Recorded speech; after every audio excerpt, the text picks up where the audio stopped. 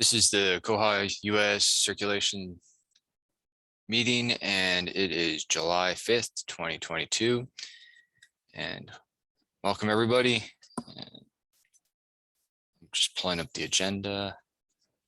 Don't have much, but figured definitely take questions if anybody has any. So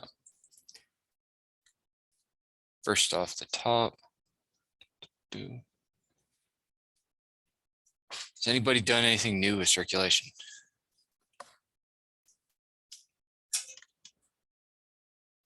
So any new ways to check out, check in, notices that they're working on or sending out to users, anything like that? I started poking at the logs, the circ logs with reports, but I don't have anything to show. I've been getting a lot of questions about that sort of thing, so I want to get like because the log viewer is okay, but I want to make it simpler for people to just run a report and figure out what happened with the book when it got checked in, when it got checked out, that sort of thing. So that's been my current circulation project. Cool. Have you found any logs with purchase suggestions? So like who submitted it, what time? Because we've had some purchase suggestions being submitted, and then I think the account's been deleted. Just wanted to see if there was any way to track that back. I'm not sure. I know that the version that we're coming up on has acquisitions logging, which is something that was missing before. So that might actually let us track that sort of stuff with suggestions. I haven't looked though. Yeah, I was briefly playing with it on their test server yesterday or last week, sorry, but I didn't get to play with it very much because our test server is updated to 2011. So the closest I've ever come to coming up with a good way to track suggestion stuff is to have the notices turned on with the suggestions. So when somebody submits a suggestion, there's a notice that goes with it. And then you can, and then the notices, you'll find those in the message queue. thanks. I'll take a look at that. It means you have to make sure that you have messages set up so when somebody submits a suggestion, there's a message and all that stuff. And so that takes some setup. I've been messing around with some notices too, specifically. On the one hand, I like the circulation notice for, what is it, hold. What's the name of that notice? Hold reminder. I like the idea, but the practical reality of it is that if somebody, you can only really, it sends the message every day that the hold is over. So if something comes in, it goes to the hold shelf, and then when it hits that, the hold reminder date is X number of days before the hold is set to expire. Koha will start sending a message to that borrower, an email saying you have an item still waiting.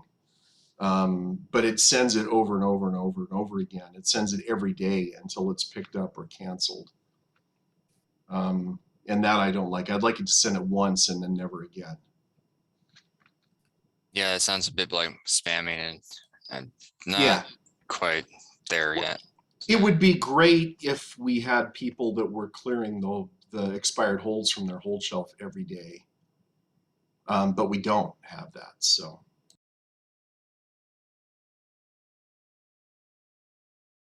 So with your trapped holds, they can cancel, users can cancel.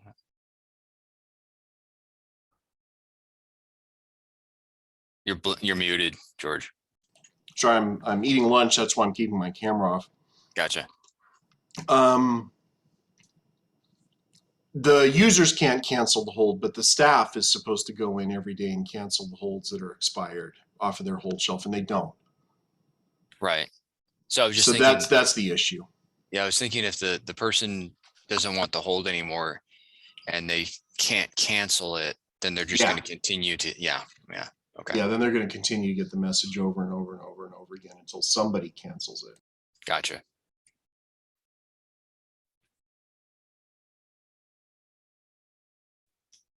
That's an interesting notice. Anybody else have anything else? Anything new that they've been working on or tried out?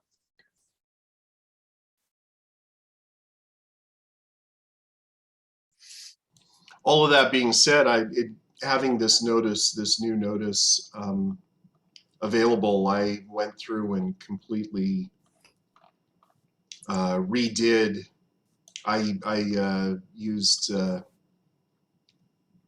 I rewrote a whole bunch of CSS. I completely made a new notice from the ground up with new CSS and all in template toolkit. And I made a really nice looking hold reminder notice. That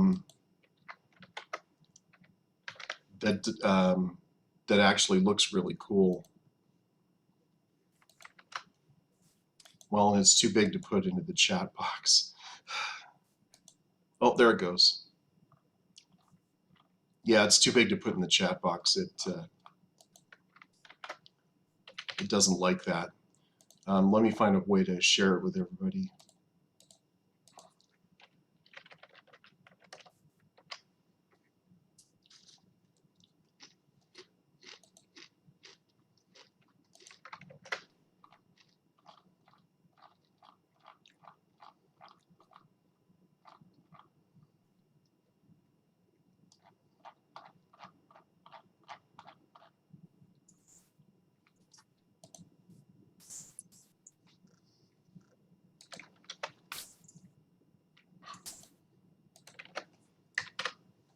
There you go.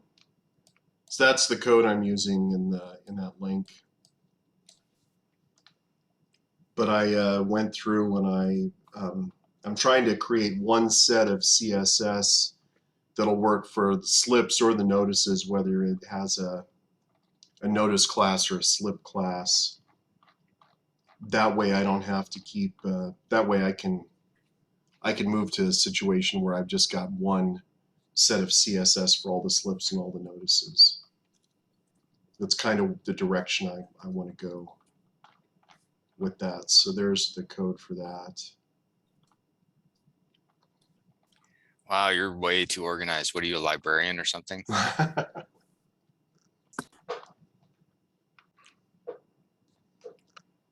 yeah, I'd really be interested to know what other people are doing with their notices and slips, and if anybody is doing anything fancy or new. Lizette was kind of the expert on template toolkit, and I asked for her advice a couple of times, but now she's gone. So, but I have no idea what other people are doing with theirs. My current strategy for notices and slips is to ignore the fact that I have a problem because I have too much other stuff to work on. But I need to do the same thing. I need to go through and redo everything in Template Toolkit. So, and teach myself Template Toolkit because I haven't even broached the topic. I had a similar issue to what I had with circulation rules, where I spent about 3 weeks just going through and getting rid of all the duplicate entries. Because the way that the notices and slips is supposed to work, and that generally it does, is, you know, the trigger, like the code for hold reminder is hold_reminder.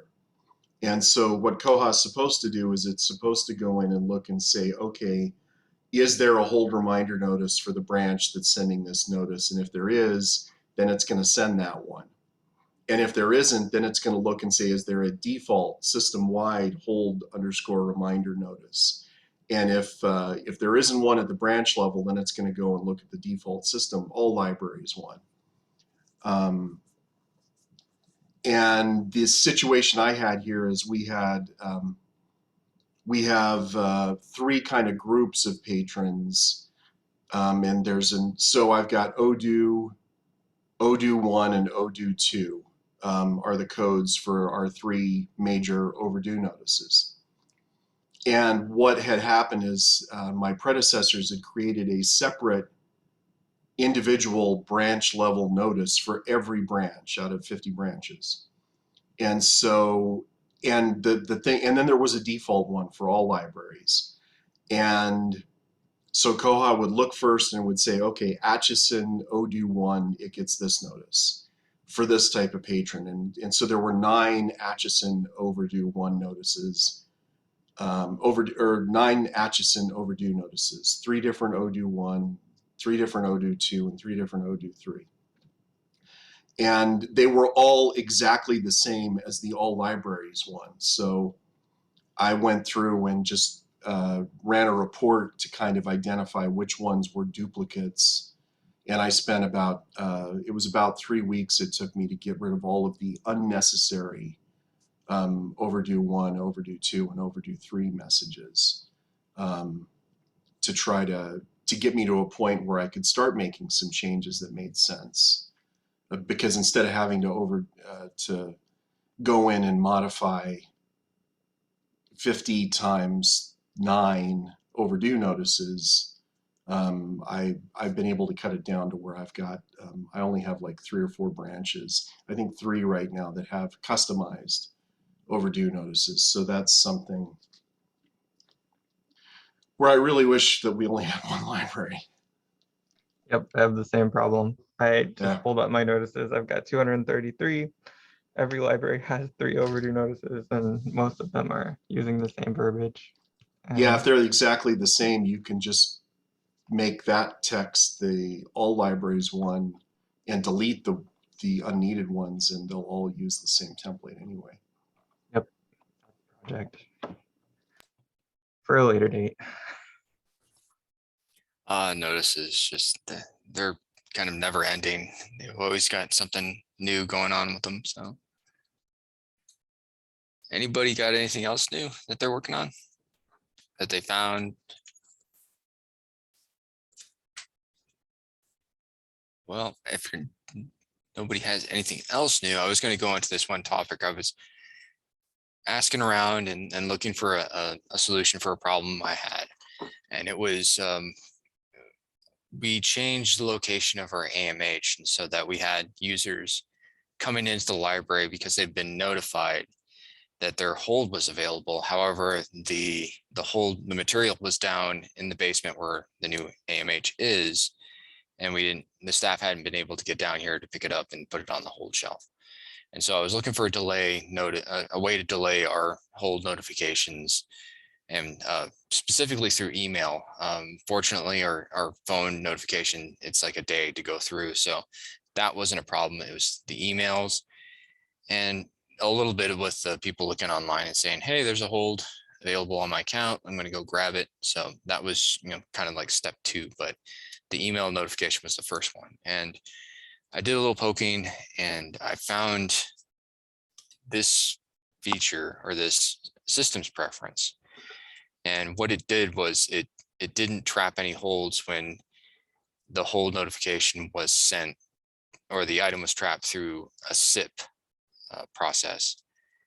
And it appeared to work, but then what happened was that the staff that were having trouble with it, they actually solved the whole issue using changing the staffing. But I just thought I'd share it with you. And it's a pretty interesting little feature. It's just fulfill or don't fulfill. And basically what it will do, and when I was playing with it, is that the item would go through the AMH, it would be checked in, but the hold would not be trapped, and the item would be set to the exceptions bin. And so, our staff would pick it up out of the exceptions bin and check the item in again, and the hold would trap that time. So that was pretty cool, and it was very helpful. But we didn't wound up didn't needing it, but I thought I'd share it with you, and hopefully if somebody's having the same exact problem, then they'll find this useful.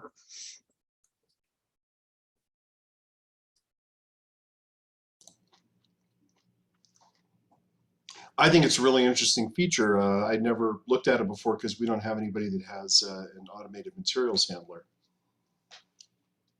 So we don't have any check-in going on through SIP, but that's actually really, I can see there would be a good use for that.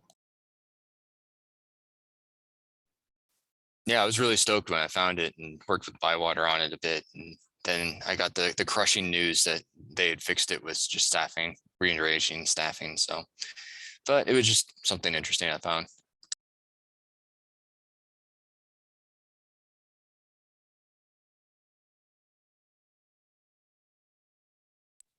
Does anybody else have any topics or anything that they'd like to discuss with the circulation?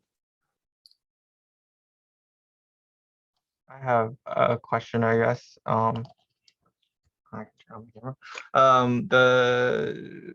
I think I asked this as sysadmin about how people handle replies to text messages. But I'm gonna ask it here too. It seems like a lot of places just don't accept replies to text messages. We currently are, because we're using the email to text and then the patron replies back to the email. But we've been looking at Twilio, and from what I can tell, it's not going to be a simple thing to accept replies back to Twilio.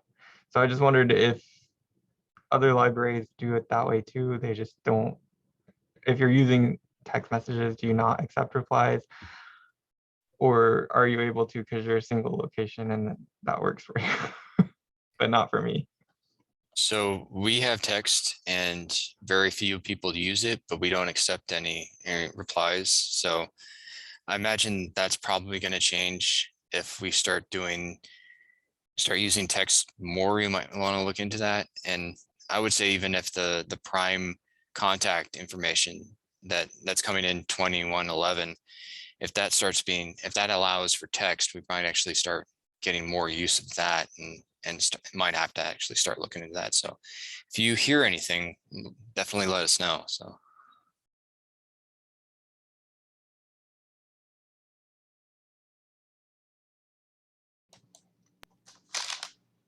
Our libraries, I don't think any of them, excuse me, respond to text messages.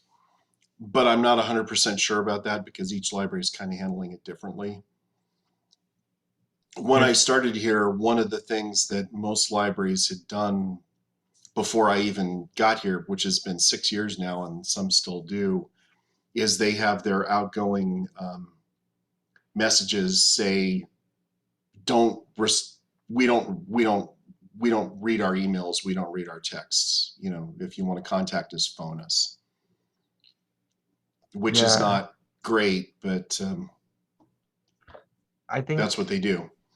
My struggle is that I do have some libraries that are responding back, and if we switch to Twilio and cut it off, then we're like removing a service that some patrons are expecting. But I'm struggling with it. You can set up like backends on Twilio for it to do things, but the problem is, from what I can tell, like I can gather those replies in a Google Sheet, but it doesn't really tell me what they're replying to. So I don't, if they say please renew and that's all they say, then I don't know who they are or what they want renewed. And that all filters back to me because we only have one number for the entire consortium. So I'm thinking the viable option really is to just put a little thing on there or do an auto response that says messages aren't monitored, call the library if you need help or something like that. But I wanted to exhaust my options before I did that. So, and I'm still not sure we're going to move to Twilio yet. We're still using the email to SMS on our live server, but I do think using a number to send text messages versus email will probably increase our success rate because we do get a lot of bounces on those still. So that's something else I'm working on that's tangentially circulation related.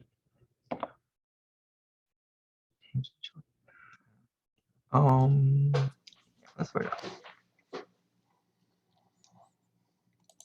Yeah, on the one hand, I think it would be valuable for people to answer their texts and their emails, but I can't make them do that. But that's one of the things I'm interested in seeing the presentations about Twilio that are going to be at the koha-US conference, because the ability to set up an autoresponder that when you text back to the library, it says something. Because right now, I think what a lot of people do is they text back to the library and then they're just shouting into the void. So having something there that says either, phone the library at this number instead, or contact us by this other method, or go to your account and renew online, I think is a better option than just what I think is happening now, which is nothing. People are just saying, please do this, and nothing is happening. Hi, I'm Juliet. I'm the systems librarian for a consortium in South Dakota. I mostly just do support for our library, but I work with the consortium a little bit. And our biggest thing that we're having is we don't want to switch to Twilio because our library would be the only one who would be using that. So I don't know if anybody has looked into how we could, only have one member of a consortium use the texting. That's why we're still on the text to email with us.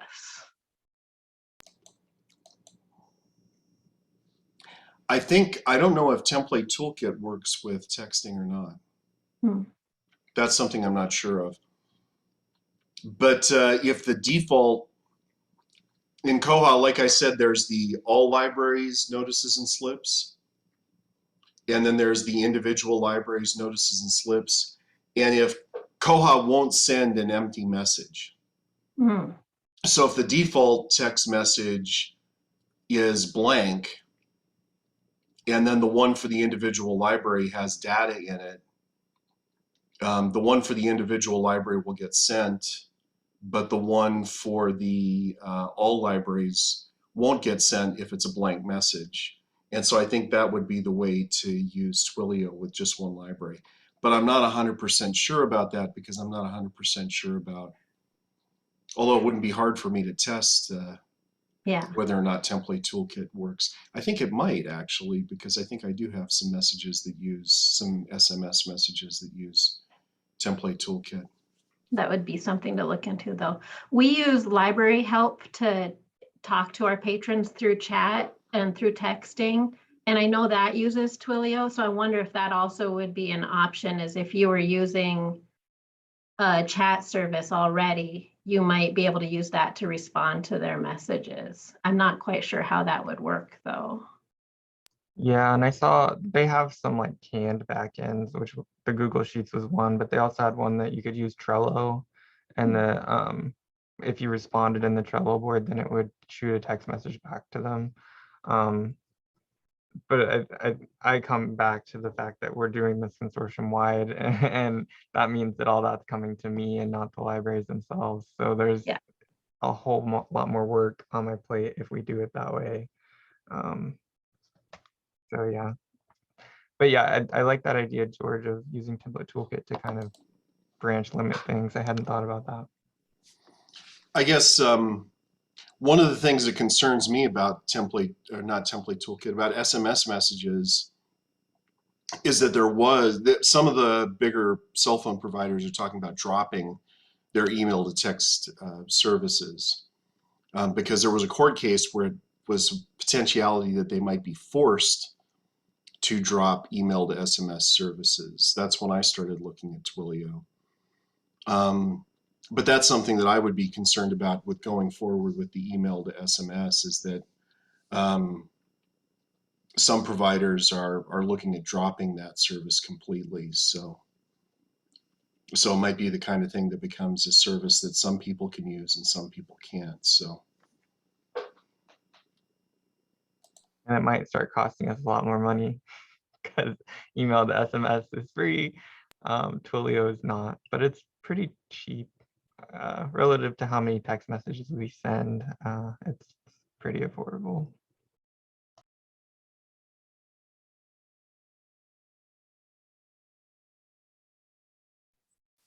Yeah, Twilio, we've been we've had some trouble with Itiva. Keep calling it Itivia, but Itiva. So we were thinking about Twilio, but Itiva has been pretty stable recently. So it's always interesting to hear what's going on with that. And yeah, is there any other topics that people want to bring up?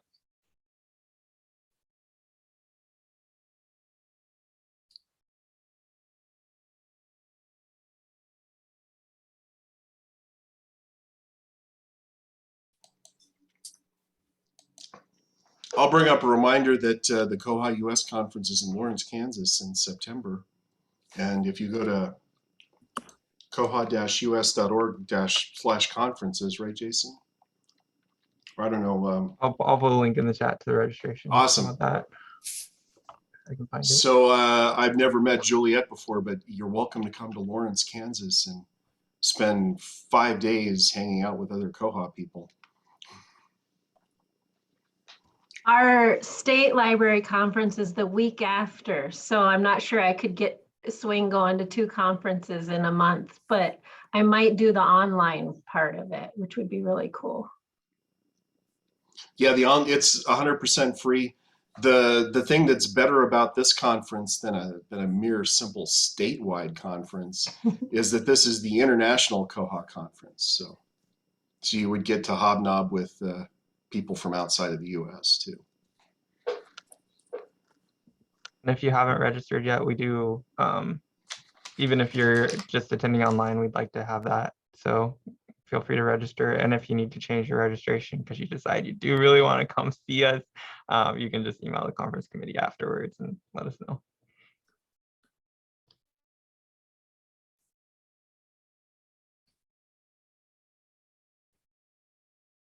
All right, well, plug for a conference, that's always welcome.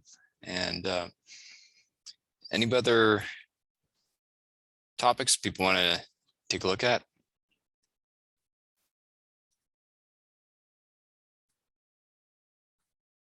I've been out so much, I can't think. Like, I don't even know what I was working on last week. Is anybody using Google Analytics? This is circulation related, right? Google Analytics on their OPAC.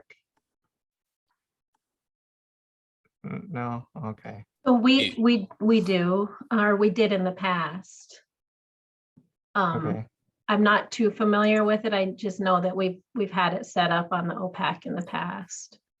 Mine was working, then it stopped working, and I fixed it. But then I realized they're changing how it all works. So I was trying to see if I could find some sample code on how the new tag thing works. But we have it set up on our new website that's with the new version, and we've just still been using the old version as long as we can because it's kind of hard to figure out the new way to do it. That's where I'm at right now too. I got the old version working again, and I set up the new tag, but I haven't done anything with it. So I thought I'd ask. Yeah, I'm not much help with that. Okay. So just out of curiosity, what would you use analytics on you're using it on your OPAC? Yeah, just to see traffic, see usage, and see if there's anything we can do to increase traffic and usage. Basically, all it does is track page views. Okay. We have Discovery, and they do have some of the statistics usage on like ebooks and stuff like that, and page hits. But I'm just kind of curious. So we haven't been. No one's really asked about having analytics on our OPAC, so I was just kind of curious. I had it set up way back when, because I do a lot of customization on our OPAC, so I like to see like the heat maps and see what people are actually using and what they're what's needs taken off, that sort of thing. So it helps inform design decisions mostly. That's what we're using it for. But like I said, it hasn't been working, so I don't really know where we're at. I'll have to build up a new data set. But it is nice to sort of kind of watch and see, like, if I make a change, is it positively received, that sort of thing. That's mostly why we set it up.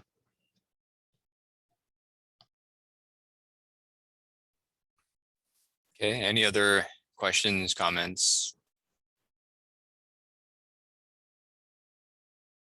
Well, nobody has anything else to talk about, then we can close up this meeting. But we had some interesting topics, and thanks for everybody showing up. All right, I'll see you next month. See you later. Thanks, Daniel.